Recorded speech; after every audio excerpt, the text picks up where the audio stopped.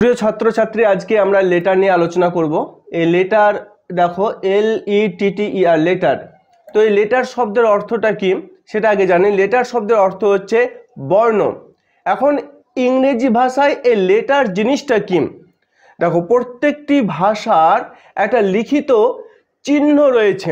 যদি বাংলা দেখো তাহলে বাংলাতে যে অ, আ, হ্রস্ব ই, দীর্ঘ ই, প্রত্যেকটার জন্য একটা আলাদা চিহ্ন রয়েছে। কোনটা দেখো কিভাবে চিহ্ন, এগুলোকে বলা হয় চিহ্ন চিহ্ন। ঠিক আছে, তো এই প্রত্যেকটা ভাষারই লিখিত একটা রূপ আছে, আর সেই রূপগুলিকে প্রত্যেকটিকে এক একটাকে বলা হয় লেটার বা বাংলাতে বর্ণ। আর এগুলো একটা চিহ্ন। ঠিক আছে, তো কোনটার কি চিহ্ন এবং সেগুলো আজকে আমাদেরকে জানতে হবে। ঠিক আছে, দেখো, ভাষার লেখ্য রূপ তৈরি করার জন্য বিভিন্ন চিহ্ন ব্যবহার করা হয়।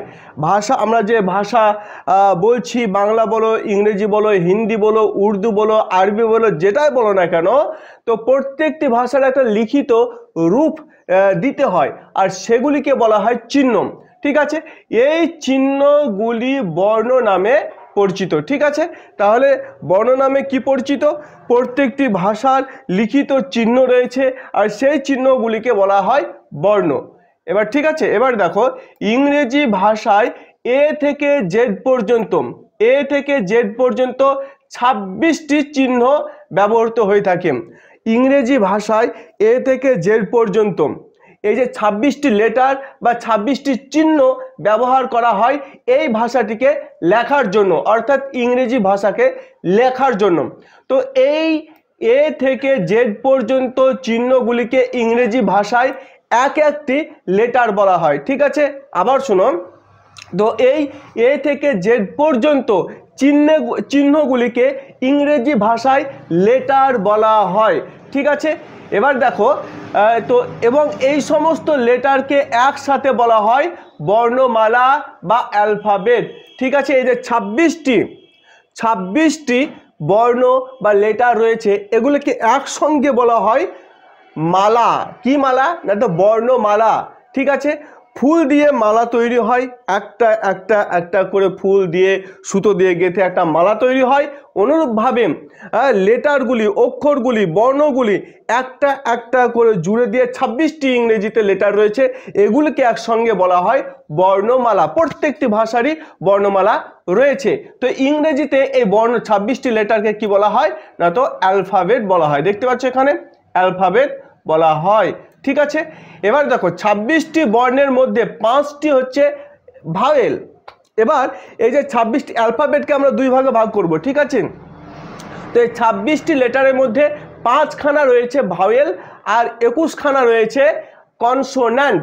তো দেখো, আমি এই 26টি বর্ণের মধ্যে 5টি ভাওয়েল বা স্বরবর্ণ বাংলাতে বলা হয় এবং 21টি কনসোন্যান্ট, যাকে বলা হয় ব্যঞ্জন বর্ণ। ঠিক আছে, তাহলে এই যে অ্যালফাবেট বা বর্ণমালা, একে আমরা দুই ভাগে ভাগ করতে পারি। এক স্বরবর্ণ, ইংরেজিতে বলা হয় ভাওয়েল, আর ব্যঞ্জন বর্ণ, ইংরেজিতে বলা হয় কনসোন্যান্ট। তো ভাওয়েল আর কনসোন্যান্ট এই দুটো মিলে তৈরি হয় অ্যালফাবেট বা বর্ণমালা। ঠিক আছে, এবার ইংরেজি ভাষাতে বর্ণমালা কয়টি তোমাদেরকে বললাম যে ইংরেজি ভাষায় বর্ণমালা হচ্ছে 5খানা। ঠিক আছে, আর কনসোন্যান্ট কতগুলো? 21খানা হচ্ছে কনসোন্যান্ট। এরপরেও তোমাদেরকে আরও দুটি ভাওয়েলের কথা বলবো, যাদেরকে বলা হয় সেমি ভাওয়েল, ডাব্লিউ এবং ওয়াইকে। ওটা পরবর্তীতে আমরা আলোচনাতে আসব।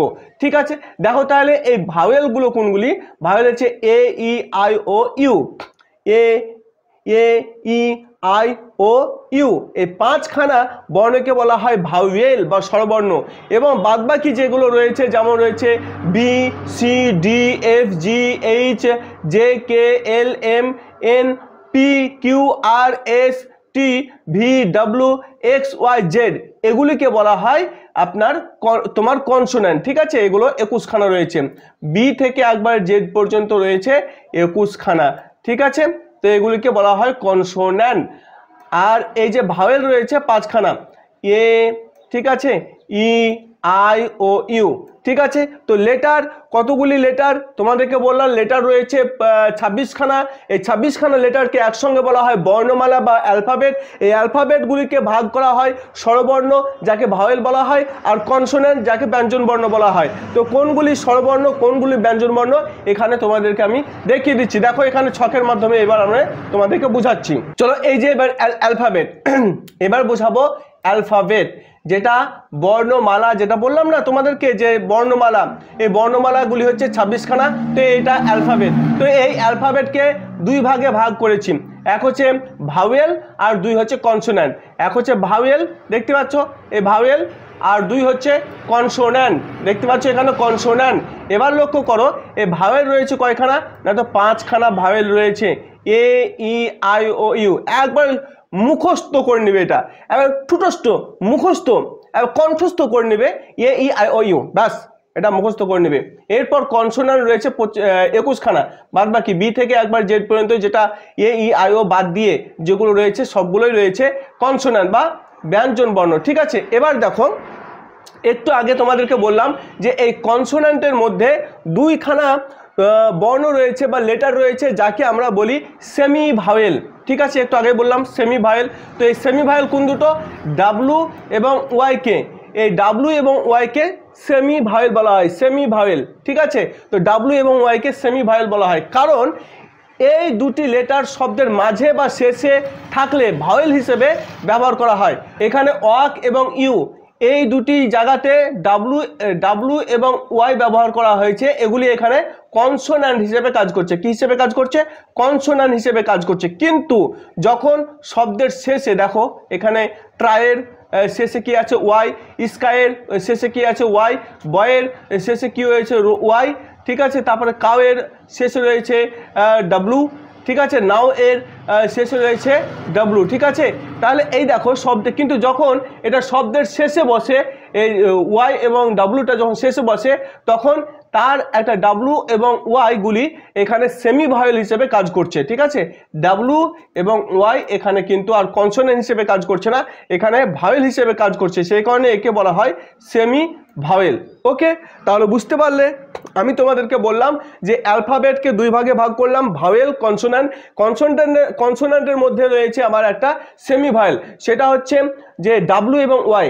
যখন ডাব্লু এবং ওয়াই শব্দ প্রথমে বসে তখন এটা কনসোন্যান্ট হিসেবে কাজ করে, কিন্তু যখন শেষে বসে, যখন ভাওয়েল হিসেবে কাজ করে, তখন এটা সেমি ভাওয়েল হয়ে যায়। ওকে, এবার দেখো এখানে কি বলছি, ইংরেজি বর্ণগুলিকে বড় ও ছোট দুভাগে ভাগ করা হয় বা ছাপানো হয়। তাহলে ইংরেজি যে লেটারগুলো রয়েছে, যে বর্ণগুলি রয়েছে, সেগুলোকে দুই ভাগে ছাপানো হয় বইয়ে। ঠিক আছে, এক হচ্ছে বড় আর এক হচ্ছে ছোট। ঠিক আছে, এই বড় এবং ছোট এর উপর এগুলিকে ভাগ করা হয়েছে ক্যাপিটাল লেটার আর স্মল লেটার। এই ক্যাপিটাল লেটার মানে হচ্ছে বড় হাতের বর্ণ, আর স্মল লেটার মানে হচ্ছে ছোট হাতের বর্ণ। ঠিক আছে, তো বড় হাতের বর্ণ দেখতে পাচ্ছ এখানে এই যে ক্যাপিটাল লেটার। ঠিক আছে, capital letter A B C D E F G H I J K L M N O P Q R S T U V W X Y Z, এগুলো দেখতে পাচ্ছ সবই হচ্ছে বড় হাতের লেখা। ঠিক আছে, তো এই ছোট আর বড় এই দুই রকমভাবে ছাপানো হয় ইংরেজি লেটারগুলিকে। ঠিক আছে, সেই জন্য একে বলা হয় ক্যাপিটাল লেটার। আর দেখো এগুলো ছোট হাতের লেখা রয়েছে, স্মল লেটার। ঠিক আছে, এগুলো স্মল লেটার, ছোট হাতের। ঠিক আছে, তো এই বড় হাতের আর এই ছোট হাতের উপর ডিপেন্ড করে যে ছাপানো হয়, সেই হিসেবে একে দুই ভাগে ভাগ করা হয় অ্যালফাবেটগুলোকে। সেগুলো কি ক্যাপিটাল লেটার আর স্মল লেটার। তাহলে ইংরেজি বর্ণগুলিকে বড় হাতের ছোট হাতের হিসেবে কয় ভাগে ভাগ করা যায়? দুই ভাগে, ক্যাপিটাল লেটার, স্মল লেটার। এখানে এটা তোমরা পরিষ্কার করে বুঝতে পারছো, এটা ক্যাপিটাল লেটার আর এটা হচ্ছে স্মল লেটার। ওকে, আশা করি এই বিষয়টা তোমরা বুঝতে পেরেছো। তাহলে বড় হাতের আর ছোট হাতের বর্ণগুলিকে লেখার ক্ষেত্রে একটু স্টাইল করে লিখি। দেখো এটা এইভাবে অনেকে লেখে, এ বি সি ডি, হ্যাঁ এইভাবে অনেকে লিখে। ঠিক আছে, এটা স্টাইল, বড় হাতের স্টাইল, এভাবে তোমরা অনেকে হাতের লিখো। তারপর ছোট হাতের লেখা ঠিক এইরকমভাবে তোমরা লেখো লেখার সুবিধার ক্ষেত্রে। তাহলে ইংরেজি অ্যালফাবেটগুলিকে বড় হাতের আর ছোট হাতের, বড় করে আর ছোট করে ছাপানোর ক্ষেত্রে দুই ভাগে ভাগ করা হয়। এক হচ্ছে এই ক্যাপিটাল লেটার মানে বড় হাতের লেখা, আর স্মল লেটার মানে ছোট হাতের লেখা।